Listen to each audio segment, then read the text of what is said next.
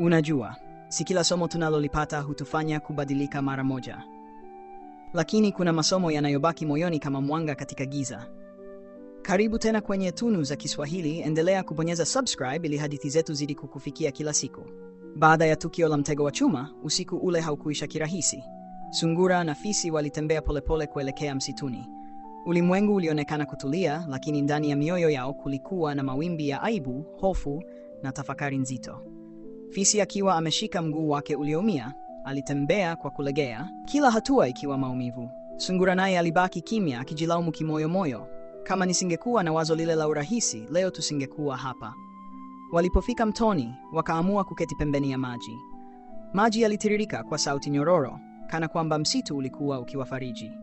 Fisi alitazama taswira yake kwenye maji, akasema kwa huzuni, "Sungura, sijawahi kuhisi aibu kama leo.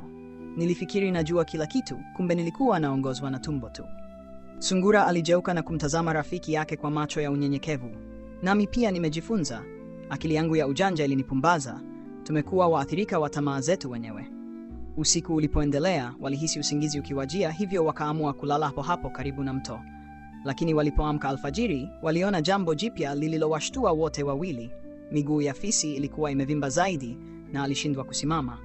Alilia kwa uchungu, "Sungura, sina uwezo wa kutembea leo." Sungura alisogea kwa haraka, akashika mguu wa fisi kwa upole, lakini hata akigusa kidogo, fisi alihema kwa maumivu. Pole pole jamani." Sungura alijua wanahitaji msaada.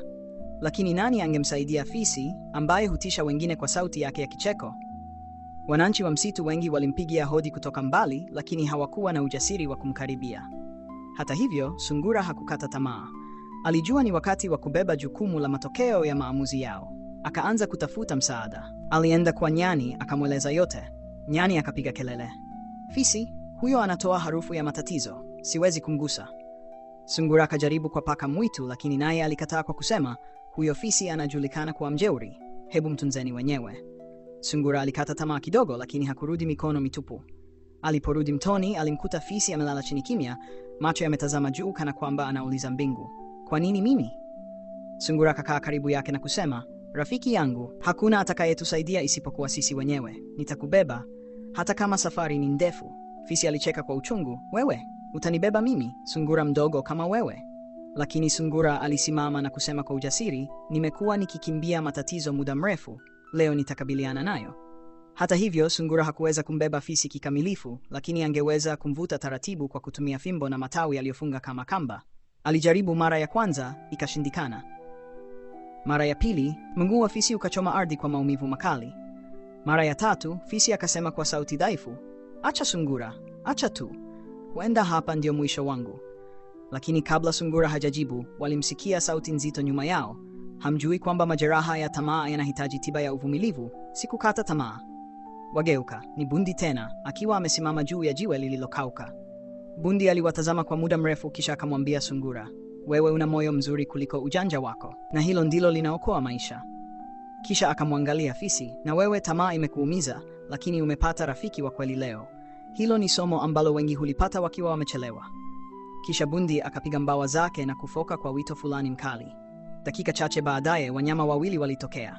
Kiboko na swala, ambao waliheshimiwa kwa nguvu na huruma yao, walifika wakamwangalia fisi, na Kiboko akasema, "Huyu anaumia sana, lakini sisi tunaweza kumsaidia." Kwa nguvu zao, wakamuinua fisi polepole na kumpeleka kwenye ziwa la pili, ambalo maji yake yalijulikana kuponya majeraha. Lilikuwa ziwa la siri ambalo wanyama wachache tu walilijua. Ndani ya dakika chache waliwasili. Kiboko akamshusha taratibu ndani ya maji baridi yaliyong'aa kama kioo. Fisi alipolia kwa uchungu mwanzoni, lakini baada ya muda maumivu yalianza kupungua. Alifumba macho, akavuta pumzi, akasema kwa sauti ndogo, "Asante Sungura, bila wewe ningekuwa nimeishia shambani ile." Sungura alimtabasamu na kusema, "Tamaa imetuumiza, lakini sasa tumepata busara." Wakati jua lilipoanza kuchomoza juu ya mlima, wanyama wote walitazama mwangaza ukitawanyika juu ya maji. Ilikuwa kama ishara ya mwanzo mpya. Hadithi hii inatufundisha kuwa makosa yanaweza kutuumiza, lakini msaada, urafiki na kutafuta njia sahihi kunaweza kuturejesha. Tamaa inaweza kutuangusha, lakini busara ndio hutuinua tena. Asante kwa kusikiliza sehemu ya pili ya hadithi hii kutoka Tunu za Kiswahili. Bonyeza subscribe ili upate sehemu zinazofuata, kwa sababu safari ya sungura na fisi bado haijaisha.